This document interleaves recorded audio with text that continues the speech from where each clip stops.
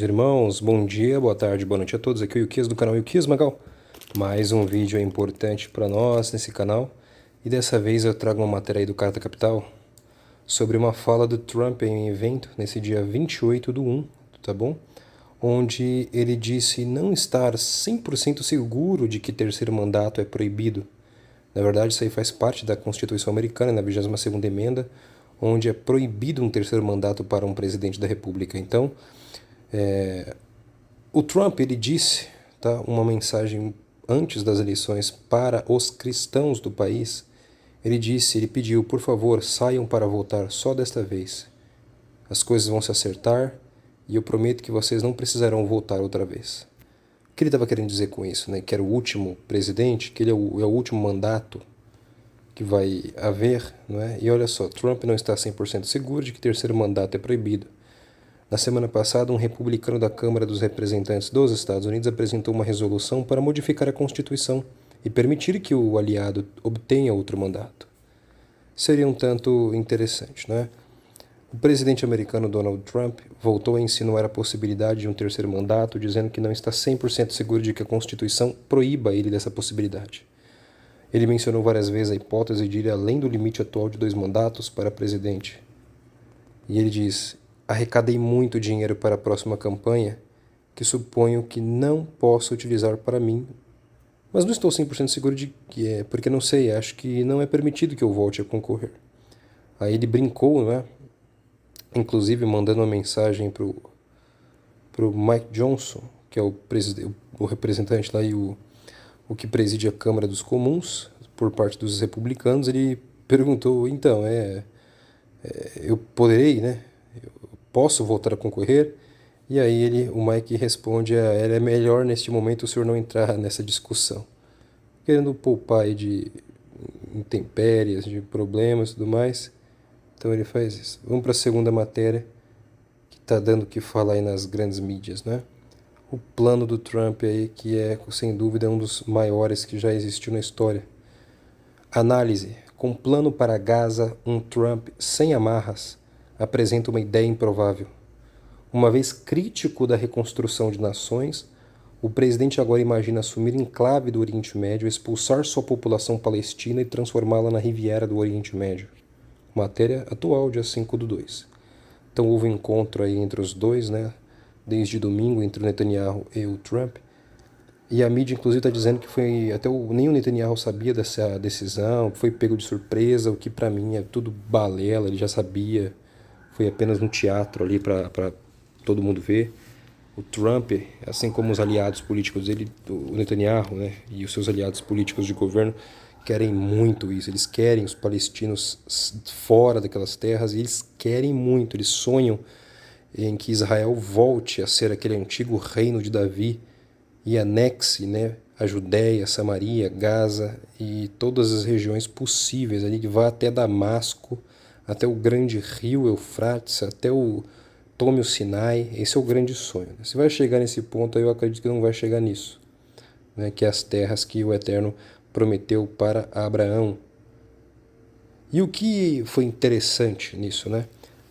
A mídia está muito empolvorosa nessa questão, porque eles não entendem as profecias, eles não entendem a visão de mundo do Trump, que é cercado por cristãos sionistas que querem esse grande reino de Israel e que Israel obtenha o controle de todo o território para reconstruir um templo. Essa é a visão que move o Trump, é a reconstrução do templo e ser um tipo de Ciro, um Mashiach para Israel, um herói para esse povo. Porque as pessoas não entendem, irmãos, que toda a terra, a preocupação do mundo inteiro é com esse povo. Por que Israel é tão importante, né? Tão pequeno, mas é tão importante? Porque eles querem o coração dos judeus e dos cristãos. Olha só, o presidente Donald Trump se deliciou enquanto o primeiro-ministro Netanyahu elogiava a sua disposição para pensar fora da caixa. Mas quando se tratou de faixa de Gaza, o pensamento de Trump na terça estava tão longe da caixa que não estava claro se ele sabia que havia uma caixa. A declaração de Trump de que pretende assumir o controle de Gaza, deslocar a população palestina e transformar o enclave costeiro na Riviera do Oriente Médio Foi o tipo de coisa que ele poderia ter dito para provocar uma reação de Howard Stern Show há 1 ou 2 décadas, provocativo, intrigante, extravagante, escandaloso, nada presidencial. Mas agora em seu segundo mandato, Trump está avançando ideias cada vez mais ousadas sobre redesenhar o mapa do mundo na tradição do imperialismo do século XIX. Primeiro houve a compra da Groenlândia, depois a anexação do Canadá, a recuperação do Canal do Panamá e a nomeação, a renomeação do Golfo do México, que agora já foi mudado na lei ali, inclusive pelas Big Techs. O Google renomeou, não é mais Golfo do México, agora é Golfo da América. E agora ele imagina assumir uma zona de guerra devastada no Oriente Médio que nenhum outro presidente americano desejaria. Tá bom?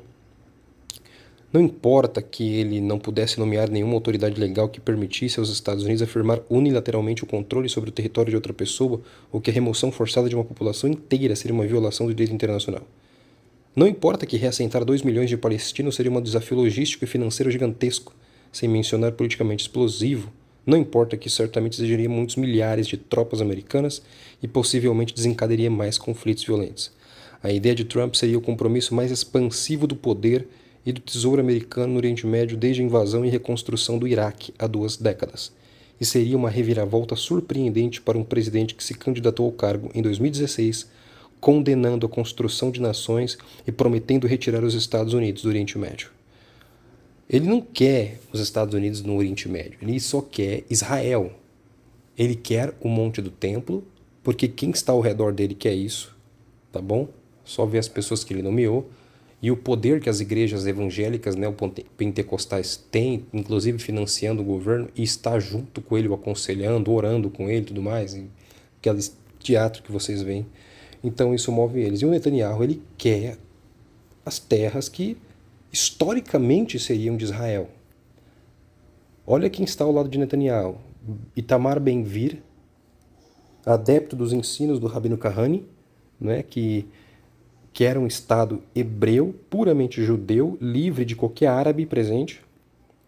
E além da visão do Kahane, nós temos também de um outro espectro político ali também tão radical quanto ou mais o Bezalel Smotrich, ministro das Finanças de Israel.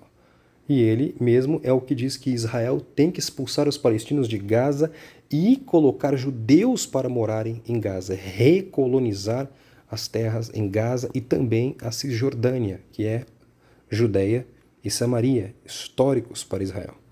Se isso acontecer, se Israel conseguir totalmente o controle da Judeia e da Samaria, se os palestinos não tiverem mais nenhuma autonomia naquela região, então o Monte do Templo e a entrada para Jerusalém Oriental está totalmente dominada por Israel. Sem dúvida, Israel precisaria tirar esse controle e até a presença da polícia jordaniana, Waqf, Israel poderia fazer o que quisesse no Monte do Templo. Inclusive construir um templo ali em cima ou o que quer que fosse. Com certeza, no Acordo de Abraão, o que está escrito lá seria a liberdade de religião para as 3 religiões, tanto para o judaísmo, como para o islã, como também para o cristianismo.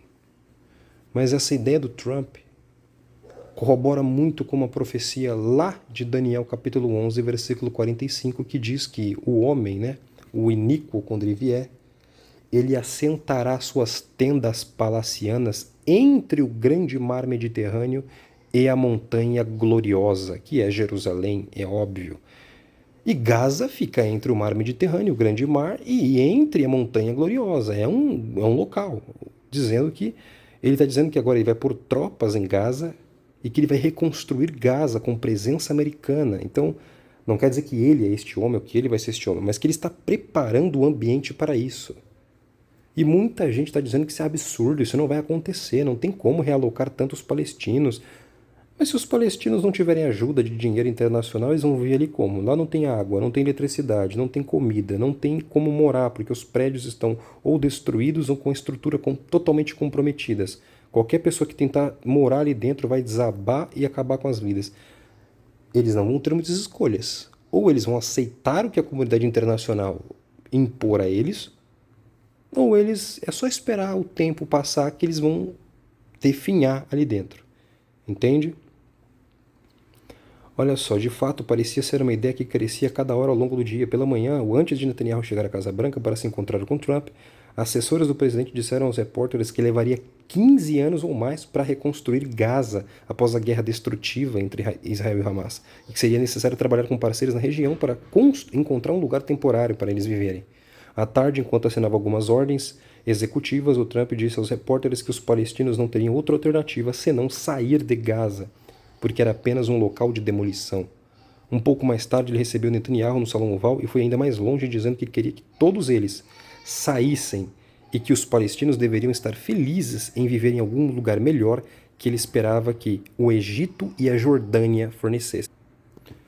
Então, em uma coletiva de imprensa formal com o Bibi, na Sala Leste, à noite de terça, ele deu um passo final, declarando não apenas que os palestinos deveriam deixar, mas que os americanos assumirão o controle da faixa de Gaza e ainda reconstruirão um destino econômico próspero. Isso não era uma tomada temporária, mas uma posição de propriedade de longo prazo, e ele deixou claro que não tinha intenção de devolver Gaza aos palestinos. O que isso significa exatamente, ele não disse. E nem disse como isso seria realizado. Até ele parecia entender quão selvagem toda isso, o que a mídia quer dizer.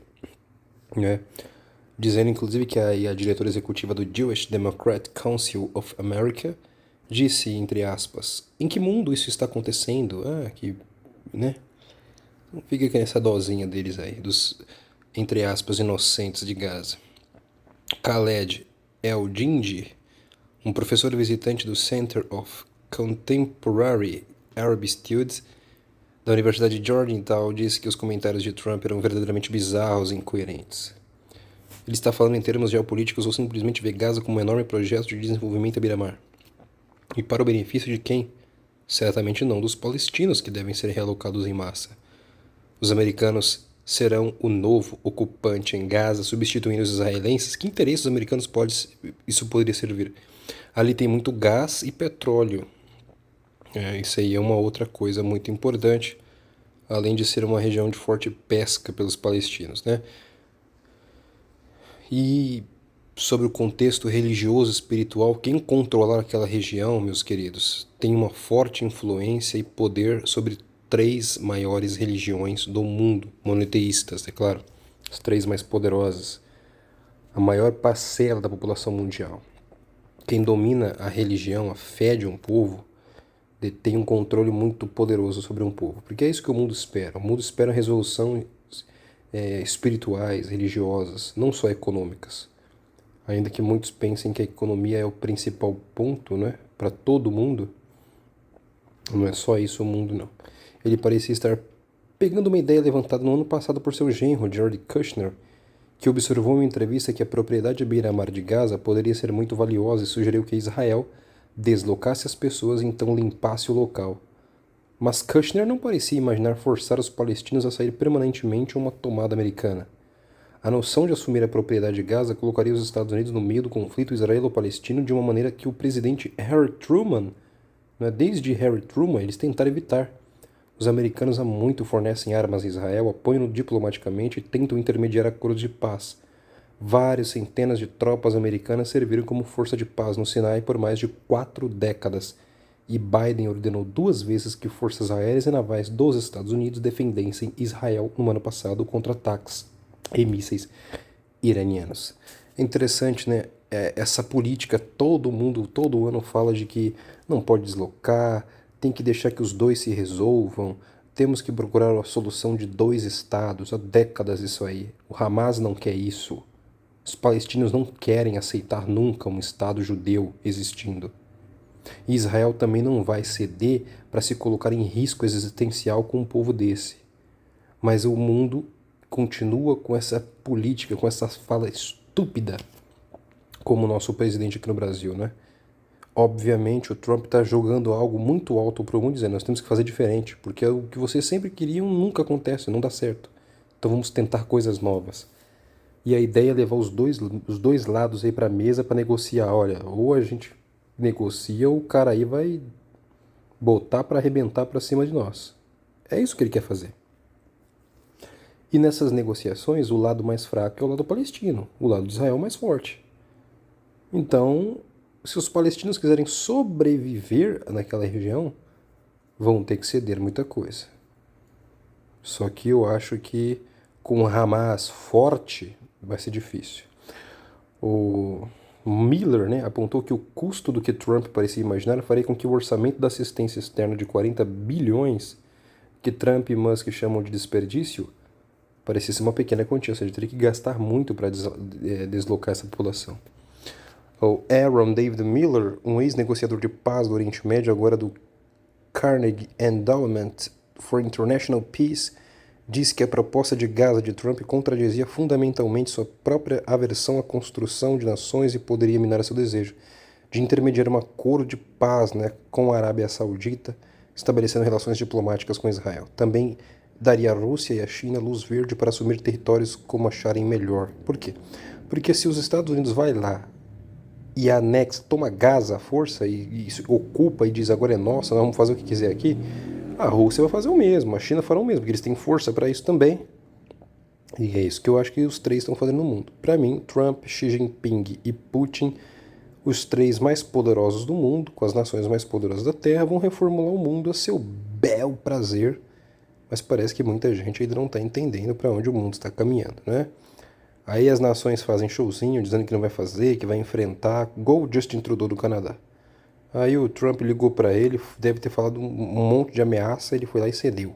É assim que funciona, meu. Quem manda no mundo, quem tem poder de fato no mundo, vai fazer acontecer e acabou. Mas ele acrescentou que é seguro dizer que isso não pode acontecer. Quem disse que não pode? O Trump falou isso porque ele tem poder, os Estados Unidos têm poder para fazer isso. É a nação mais forte do mundo. É isso, parece que a mídia, ela tenta nos enganar para a gente acreditar em qualquer esparrela e muita gente fica ouvindo essas coisas e acredita. Mas não adianta, irmãos. Para mim, o plano ali na região, né, é realmente trazer de volta o antigo império de Davi, né, o reino do Davi e Salomão, e os palestinos vão ter que se contentar aí em achar um cantinho para morar, ou vão ter que se submeter muito na mesa de negociação. E o Trump mostrou que o que era a atual ordem no mundo, isso está mudando. Fora as coisas que estão acontecendo internamente, né? Vocês viram aí que o Elon Musk está com muito poder nas mãos. Inclusive, ele conseguiu acesso ao sistema de pagamentos de todas as agências dentro dos Estados Unidos. Então, todo o pagamento da Receita Federal, né, da Previdência Americana, que aí movimenta mais de 6 trilhões de dólares, ele já detém o acesso dos dados, inclusive do sistema de pagamento, software de pagamento. Ou seja, ele decide quem vai receber e não vai receber. E se a agência não se dobrar para eles, ele vai lá e corta o pagamento.